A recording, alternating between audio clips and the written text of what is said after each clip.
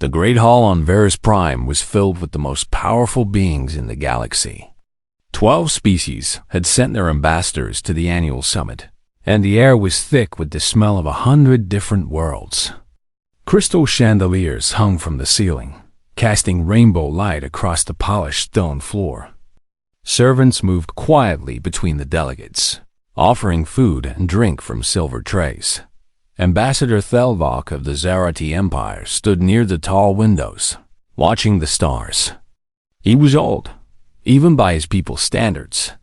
His gray skin had grown pale with age, and his 4 eyes no longer saw as clearly as they once did.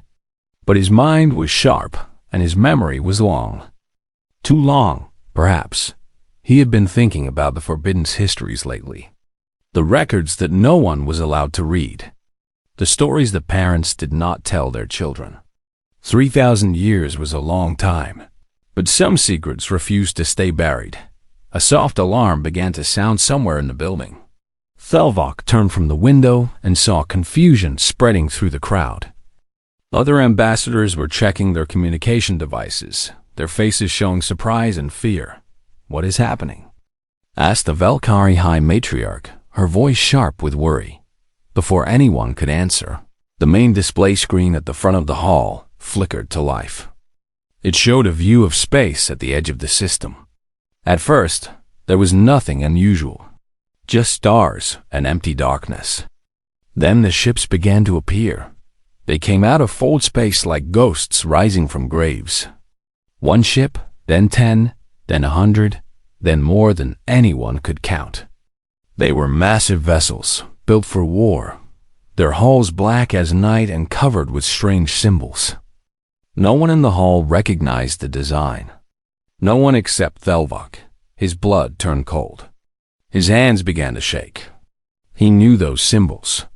He had seen them in the Forbidden's archives, in records that were supposed to have been destroyed long ago. "Impossible," he whispered. "They were all dead. We made certain of it." The hall erupted into chaos. Military advisors shouted orders into their communicators. Guards rushed to protect their ambassadors. The great powers of the galaxy, who had ruled the stars for thousands of years, suddenly looked like frightened children. Then the transmission came.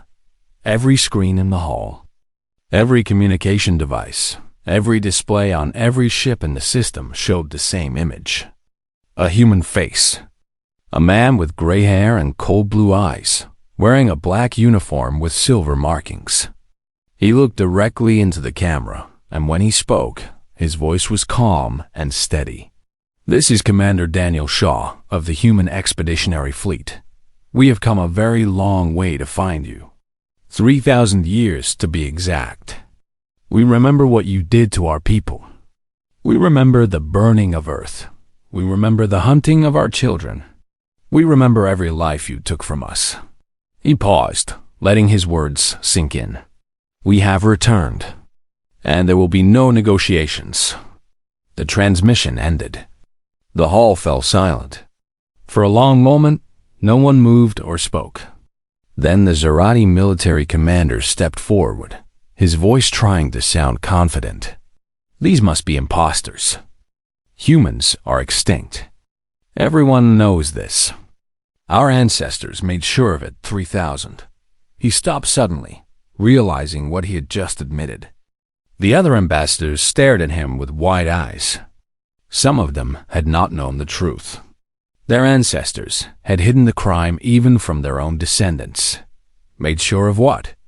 Asked the representative from the Korath Collective, a species that had joined the galactic community only 500 years ago. "What did your ancestors do?" No one answered. Far above the planet, aboard the flagship Remembrance, Commander Shaw watched the chaos unfold on his monitors. His second-in-command, Admiral Lisa Grant, stood beside him. She was a tall woman with dark hair and darker eyes, and she had waited her entire life for this moment. "They are afraid," she said. "Good, they should be." Shaw nodded slowly. "Fear is only the beginning. Before we are done, they will understand exactly what they took from us. And then, Then they will pay for it.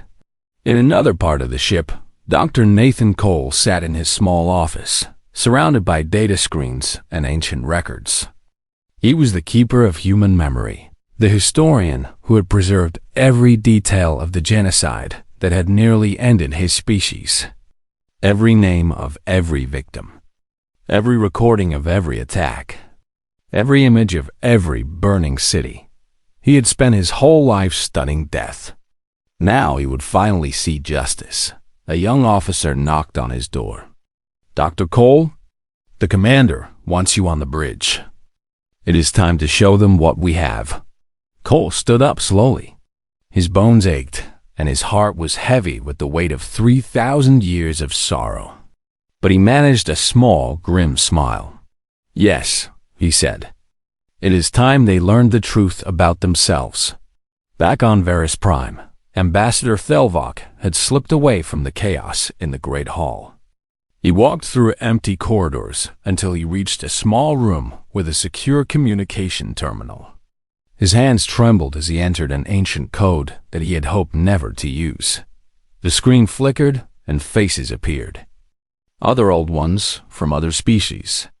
The last survivors of the generation that had known the truth. The descendants of those who had ordered the extermination of humanity. "They have returned," Thelvok said simply. "Impossible," said one of the faces. The wormhole was unstable. Nothing could have survived.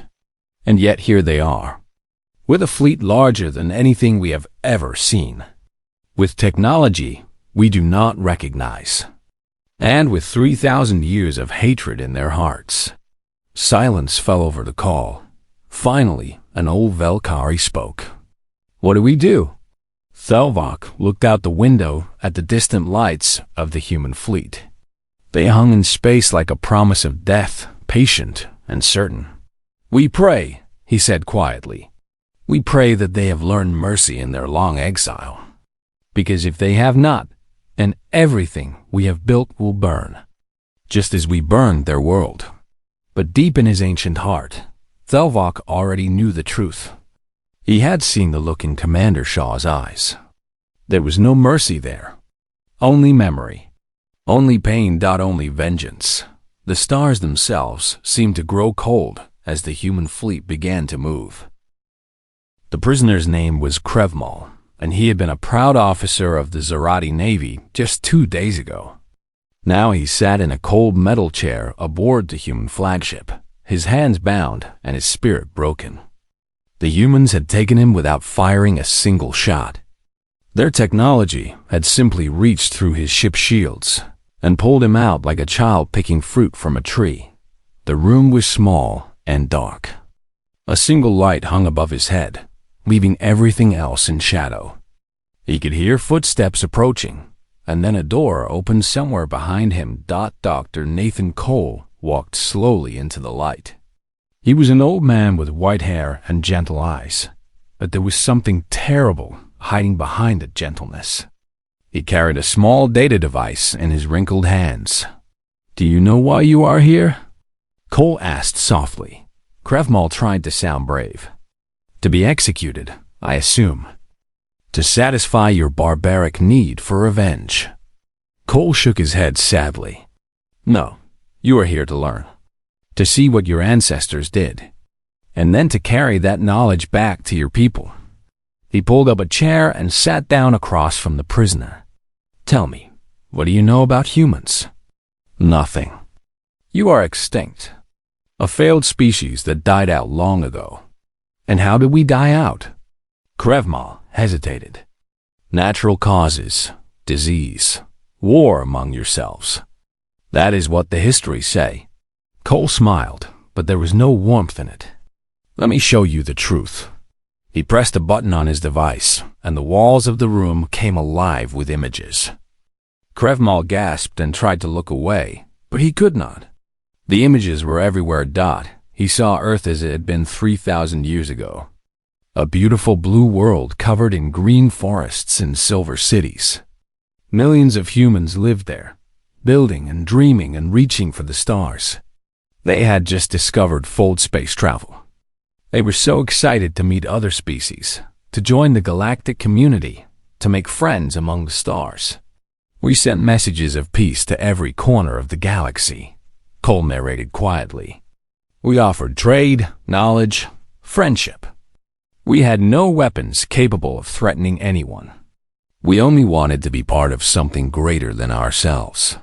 The images changed. Now Krev Mal saw meetings between human diplomats and representatives of the elder species. The humans were smiling, eager, hopeful. The aliens were cold and calculating, their expressions hiding dark thoughts. Your ancestors saw us and felt afraid, Cole continued. Not because we were dangerous, but because we had potential. We adapted faster than any species they had ever seen. We cooperated with each other in ways they did not understand. They looked at us and saw a future where humans might one day surpass them. Another image appeared. A secret meeting in a dark room. Representatives from 7 species sat around a table, and Krevmal recognized the symbols of his own people among them. They were planning something. Their voices were low and serious. They decided that the safest human was a dead human, Cole said. So they formed a coalition. In secret, without warning, without mercy. The images that followed would haunt Krevmal for the rest of his life. He saw the skies of Earth fill with alien warships. Thousands of them arriving all at once, their weapons already charging. He saw the first bombs fall on human cities, turning buildings into fire and ash. He heard the screams of millions as they tried to flee, as they tried to understand why this was happening. We had no defenses, Cole said, his voice cracking with old grief. We had no warning. One moment we were dreaming of the stars. The next moment, our world was burning. Krevmal watched as the bombardment continued for days. The oceans boiled. The forests burned. The great cities of humanity became nothing but glass and shadow. And still the ships kept firing, making sure that nothing would survive. But Earth was not enough for them, Cole said. We had colony worlds. Small settlements on distant planets. Your ancestors hunted them down one by one. New images appeared. Human families running through forests, trying to hide from alien soldiers. Children crying in their parents' arms. Ships fleeing into space, only to be shot down before they could escape. One recording showed a young human girl, no more than 10 years old, looking up at an alien soldier who had cornered her. She was crying, but she still managed to speak. Please, she said in a small, broken voice. We did not do anything wrong. Why are you doing this? The soldier raised his weapon and fired. Krevmal turned his head and closed his eyes. Tears were running down his face. Stop, he whispered. Please stop. Why should I? Cole asked. Your ancestors did not stop when our children begged. They did not stop until they thought every human was dead. He paused the images and leaned closer to the prisoner. But they were wrong. A small fleet of survivors found an unstable wormhole at the edge of the galaxy. They had nothing to lose, so they flew through it. Most of them died in the crossing, but some survived. They emerged in a distant galaxy, far beyond the reach of their killers. Cole stood up and walked around the room, his shadow stretching across the frozen images of death. For 3,000 years, we lived in exile. We built new worlds. We developed new technology. And we never forgot. We taught our children what had been done to us. We carved the names of the dead into our walls and our hearts. Every human alive today carries the memory of the genocide in their blood. He turned back to face Krevmal. And now we have returned. Not as refugees. Not as victims. But as judges. Krevmal was shaking. What do you want from me? I want you to take this knowledge back to your people. I want you to show them what their ancestors did. I want them to see the truth that has been hidden from them for 3,000 years. Cole pressed another button, and the images disappeared. because what comes next will not make sense to them unless they understand what came before. What comes next? Cole did not answer. He simply walked to the door and paused. Your ancestors thought they could murder an entire species and face no consequences. They thought they could bury their crime and forget about it. He looked back over his shoulder, and for a moment, his gentle eyes were filled with cold fire. They were wrong. The door opened and guards came to take Krevmol away. As they led him through the corridors of the human ship, he saw something that chilled him to his core. On every wall, carved into the metal itself, were names. Millions of names. The names of the dead, preserved forever in the heart of the ship that had come to avenge them. And somewhere in the distance, he heard children singing. A sad old song in a language he did not understand. A song of memory. A song of loss. A song of vengeance yet to come. The Velcari homeworld was called Sereth, and it was a beautiful planet of purple forests and golden seas. 70 billion Velcari lived there, going about their daily lives without any idea of the storm that was coming. Children went to school. Workers traveled to their jobs. Families gathered for meals and talked about ordinary things. None of them knew that 3,000 years ago, their ancestors had helped murder an entire species. High Matriarch Selvera stood in her palace, watching the human fleet approach through a massive window. She was the leader of her people, chosen for her wisdom and her strength. But right now, she felt neither wise nor strong. She felt only fear. How long until they reach us? She asked. Her military advisor, a tall male with silver markings on his face, checked his data screen. 6 hours at their current speed. But Matriarch, our defenses are ready. We have called in ships from every colony. We can fight them. Can we win? The advisor did not answer. They both knew the truth. The human technology was 3,000 years more advanced than anything in the galaxy. The battle at Varus Prime had proven that. An entire Zerati battle group had been destroyed in less than an hour without damaging a single human ship.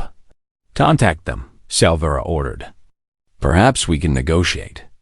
Perhaps we can find a peaceful solution. Matriarch, they said there would be no negotiations. Try anyway. The message was sent, but no reply came. The human fleet kept moving forward, silent and steady, like death itself walking across the stars. Aboard the lead assault ship, Captain Marcus Webb was preparing his ground forces. He was a large man with broad shoulders and a scarred face, and he had trained his entire life for this mission. Around him, soldiers checked their weapons and armor, their faces hard with determination. Remember your orders, Webb said. We are not here to kill civilians. We are here to deliver the truth and arrest those responsible for the cover-up.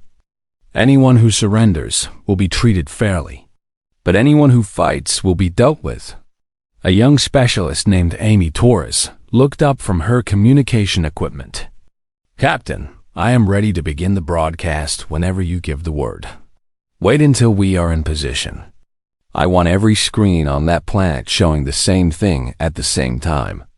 The fleet reached Sereth and surrounded it completely. Velcari defense ships moved to attack, but the humans did not fire back. Instead, their ships simply absorbed the weapon's fire as if it were nothing. Energy beams splashed harmlessly against human shields. Missiles exploded without causing any damage. Then the humans responded. Not with weapons, but with something far more devastating. Every screen on Sereth went dark for a moment. Then they all came back to life, showing the same images that Krevmol had seen aboard the Remembrance. The truth about the genocide. The burning of Earth. The hunting of human children. The secret meetings where the decision to murder billions had been made. And there, in those recordings, were Velcari faces. Velcari leaders giving orders. Velcari soldiers carrying out the killing. Across the planet, 70 billion people watched in horror as their entire history was revealed to be a lie. High Matriarch Salvera stood frozen in front of her window, tears streaming down her face. She had not known. None of her generation had known. The crime had been buried so deep that even the leaders had forgotten it. "This cannot be true," she whispered. "We are a peaceful people. We would never do something like this." But the recordings did not lie. The evidence was clear. Her ancestors had been murderers, and they had hidden their crime for 3,000 years. On the streets of Sarath's capital city, chaos erupted. Citizens gathered in public squares, shouting and crying. Some refused to believe what they had seen. Others fell to their knees in shame. Arguments turned into fights. Families turned against each other as the truth tore through their society like a knife. Then the human soldiers landed. Dropships descended through the atmosphere, sleek and black against the purple sky. They touched down in precise formations around government buildings and military bases. Soldiers emerged in perfect order, their weapons ready but not raised. Captain Webb stepped out of his ship and looked around at the frightened Velcari civilians who had gathered to watch. He did not smile. He did not threaten. He simply spoke, his voice carried by speakers on his armor. "We are not here to destroy you. We are here for justice. Those who were involved in hiding the truth about the genocide will be arrested and tried for their crimes. Those who cooperate will be treated with fairness. We ask only that you do not interfere." For a long moment, no one moved. Then an old Velcari female stepped forward from the crowd. She was small and bent with age, but her eyes were clear and determined. "I believe you," she said loudly so everyone could hear. "I saw the recordings. I saw what our ancestors did. It was wrong. It was evil." She turned to face her own people. "We must not fight them. We must face what was done in our name. It is the only way to heal." Others began to nod. Some stepped forward to stand beside the old female. Not everyone agreed. Some shouted angry words and called for resistance. But slowly, a choice was being made. High Matriarch Salvera appeared at the doors of her palace. She walked down the steps alone, without guards or advisors. She approached Captain Webb and stopped in front of him. "I did not know," she said quietly. "But ignorance is not innocence. As the leader of my people, I take responsibility for what was done, even though it happened long before my birth." She held out her hands. "I will go with you willingly. I will answer for the sins of my ancestors." Webb studied her for a long moment. Then he nodded slowly. "Your honesty will be remembered," he said, "and it will matter when judgment comes." As Velcari officials were led to human ships, specialist tourists sent a final message to the other 6 guilty species. It was simple and direct. The Velcari have faced the truth. They have accepted responsibility. Their cooperation will be considered when their fate is decided. You have the same choice. Confess now and face justice with dignity, or wait for us to come to you. The outcome will not be the same. Across the galaxy, 6 species received this message. 6 governments gathered to decide what to do. Some wanted to fight. Some wanted to run. Some began to consider that perhaps the only way forward was to follow the Velcari example. But none of them could forget the images they had seen. The human children begging for mercy. The cities burning. The crime that their ancestors had committed, and then buried for 3,000 years. The humans had brought the truth back to life. And now everyone had to live with it.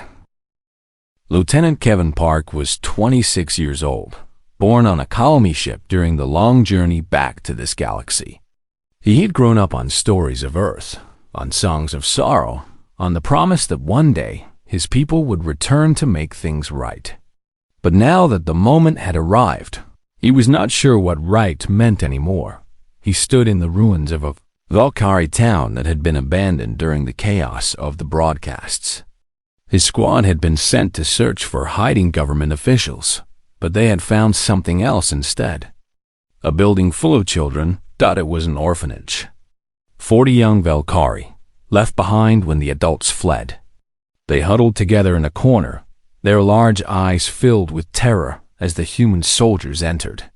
"They are just children," Park said into his communicator. "They have nothing to do with the genocide. They were not even born." The voice that answered belonged to Commander Chris Taylor, a veteran officer with hard eyes and no patience for weakness. Neither were the human children who died 3,000 years ago. "Search the building and move on. Sir, these kids are starving. They need help, not soldiers pointing guns at them. Our mission is justice, Lieutenant, not charity. Complete your search." Park looked at the frightened faces of the orphans. The smallest one, a girl who could not have been more than 5 years old, was crying silently, her tiny hands covering her face.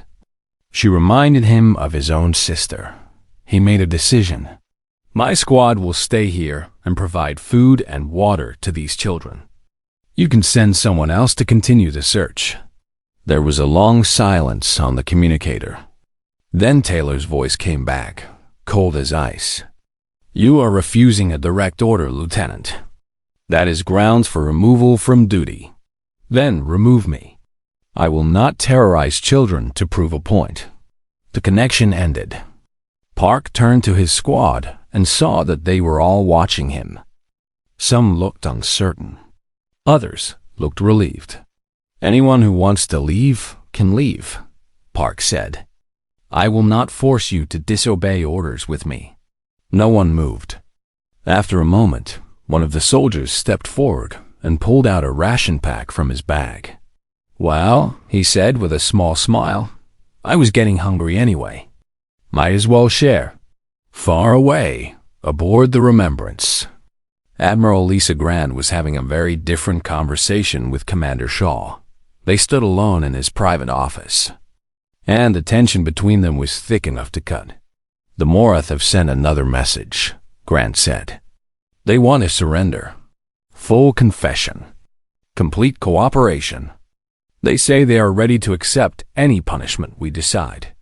Shaw nodded slowly. "And what do you think we should do?" "I think it is a trick. I think they are trying to save themselves by pretending to be sorry. Maybe. Or maybe they are genuinely ashamed of what their ancestors did." Grant's eyes flashed with anger. "Shame does not bring back the dead, Daniel. It does not undo 3,000 years of pain. My grandmother's grandmother watched her entire family burn on Earth. That memory lives in my blood. Do you expect me to forgive because some alien government says they feel bad?" Shaw was quiet for a long moment. Then he walked to the window and looked out at the stars. "I understand your anger, Lisa. I carry the same memories you do.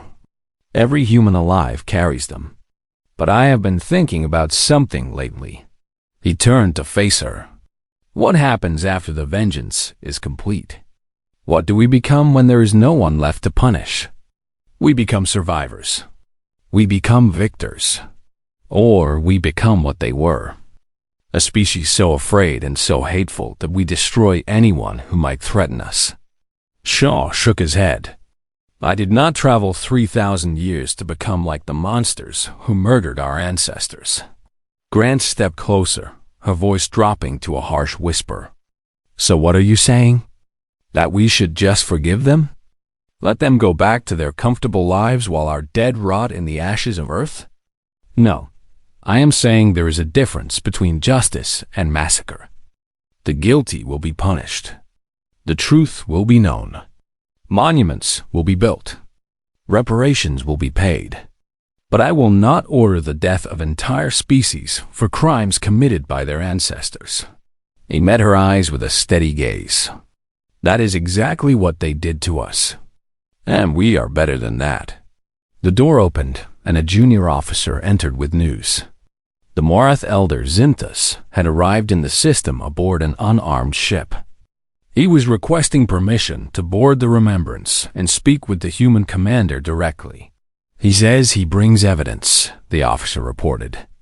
Records that prove his government knew about the genocide and helped cover it up.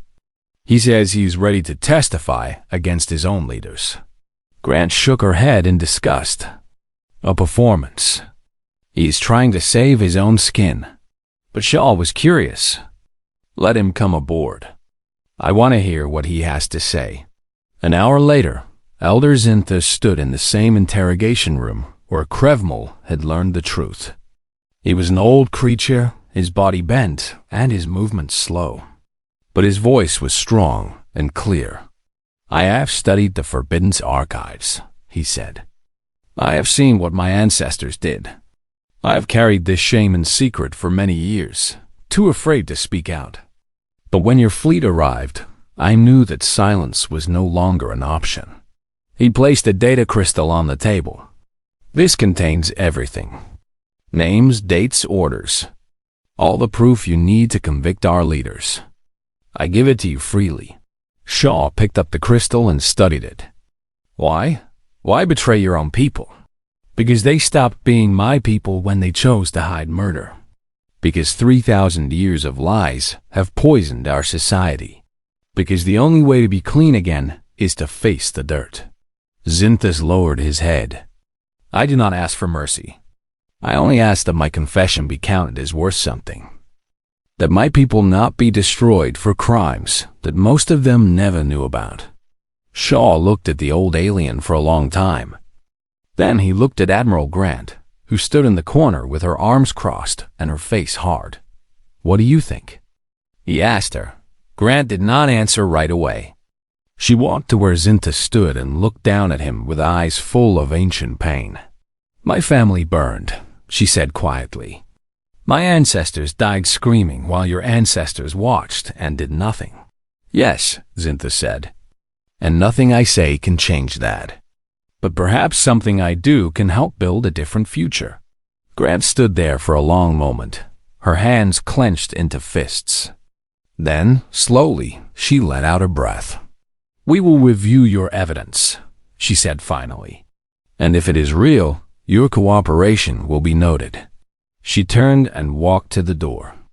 But do not mistake this for forgiveness. Some wounds never heal.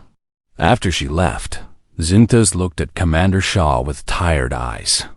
She is right, the old alien said. Some wounds never heal. But perhaps they can stop bleeding. Shaw nodded slowly. Perhaps, he agreed.